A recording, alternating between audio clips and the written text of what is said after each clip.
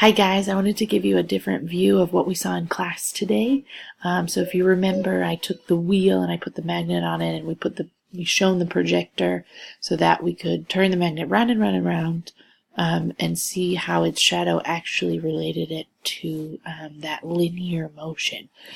So just a quick recap, we talked about how the displacement, the radius was actually the amplitude, how we were looking at only the x component of velocity. And so here's a different view. Before we were just looking at what it would look like in terms of its position. Now we can look at the wave function in terms of its position versus time. So I'll play it here for you for a second. You can see the red dot goes round and round and round. Excuse me, the clear circle is really just the red dot going round and round and round, and we're graphing it as it goes round and round and round. So the red line is its displacement, the blue line is velocity, and the green line is acceleration. Let's look again, just looking at displacement. So you can see when it hits the top, that's our maximum displacement, that's our amplitude. So as time progresses, we get this wave function as it's going back and forth, back and forth, back and forth, away from equilibrium. Okay, so I'm going to play it again. This time let's look at that blue line. In class, we were thinking about velocity in terms of just the x component because of how the shadow presented on the wall. And we had talked about how that x component, whenever we saw the majority of that, or only the x component of velocity, that's where its maximum would be.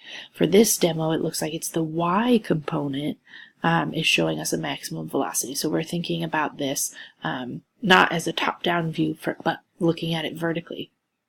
So whenever we see the maximum velocity, it's when we're only going to see a component of velocity in the y direction, so here and here.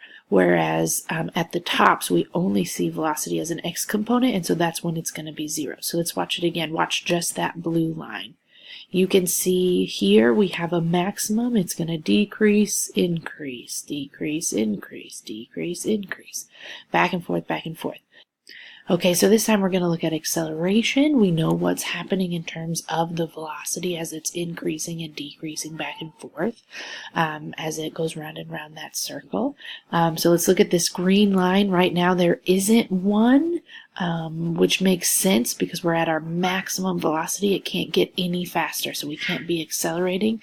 But almost right away we're going to have that resisting force that's going to slow it down, and so we're going to see the acceleration increasing in the opposite direction.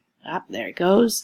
You see at the peak where we know velocity is 0 or the trough, either one, the acceleration is at its maximum because it's slowing that velocity down to 0, and then it's kicking back in and going from 0 to some velocity. So we can see here it decreases, increases, decreases, increase. Does it make sense that it's opposing the direction of velocity? Yeah. Cool, huh? Let's watch it one more time. There you go. Now this is really cool. It changes how we see this as opposed to just a straight line before. Now we're looking at it as a wave function in relation to time. Very cool. If you got questions, let me know.